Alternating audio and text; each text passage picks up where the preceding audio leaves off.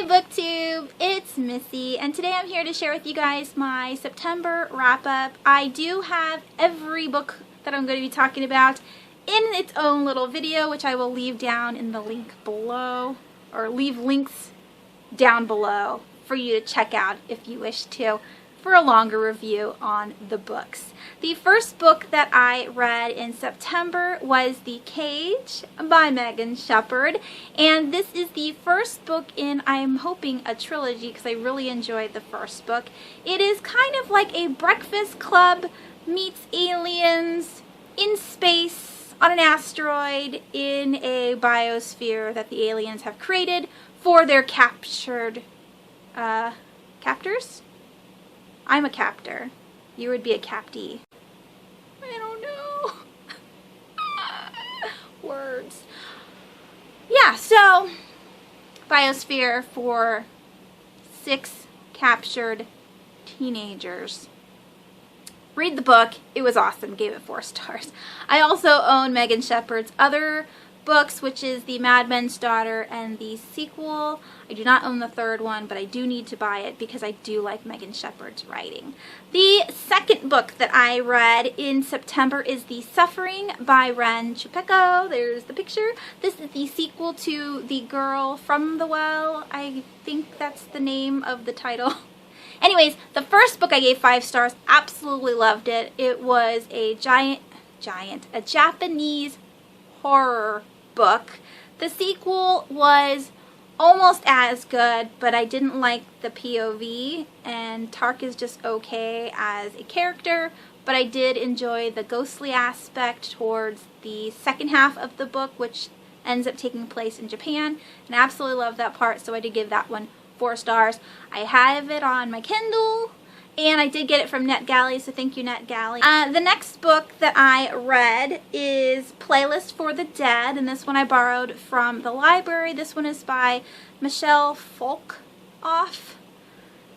I don't like that last name. It's just too close to a naughty word. This one I gave 3 stars to. It's about a boy and his best friend, and the best friend kills himself and leaves the boy a playlist of like songs that are supposed to be put together like clues in order to tell the friend why he killed himself. Basically, it was just okay. I didn't get the feels that I wanted, even though I normally don't like contemporary. This was my first suicide book that I read, and I just felt that it was flat and it didn't have enough emotion, and so yeah, I didn't really like the characters.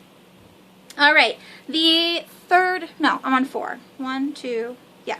The fourth book that I read this month, I actually have a physical copy of it, and that is Armada by Ernest Cline.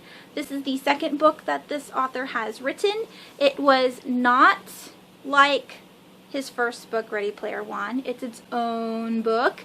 It is a science fiction, 80s nostalgia book wrapped around a boy who is, you know, trying to save the world through video game play. And I really enjoyed it. Like I said, I gave it 4 stars. It's a little cheesy at the beginning and the end, but overall, I do enjoy Ernest Cline's writing, and I will definitely pick up anything else he writes in the future. Alright, and then I have another book that I read this month, and that was The Rules of Attraction by Bret Easton Ellis. This is an adult, another 80s nostalgia kind of book about kids in college and their everyday lives with the love and drugs and not wanting to go to class. Again, lots of love, making drugs, music, and never ever going to class. I did enjoy it. I love Bret Easton Ellis's writing. Definitely check it out if you are looking for something different, because it was a fun read.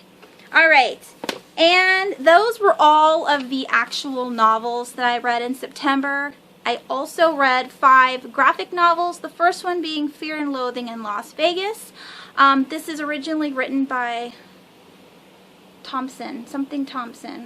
Why can't I think of his first name? I got this off of NetGalley. I had to download it onto my computer. It was amazing. If you like the movie, definitely check out the graphic novel. If you've read the book, check out the graphic novel.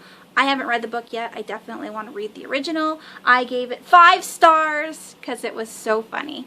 The second graphic novel that I read was Dreadful Fate of Jonathan York. This is another graphic novel that I read off of NetGalley. This one I also gave 5 stars to because it was a sweet story about a man being lost in a swamp and having to overcome his fear, and through his adventure builds character and becomes a better person.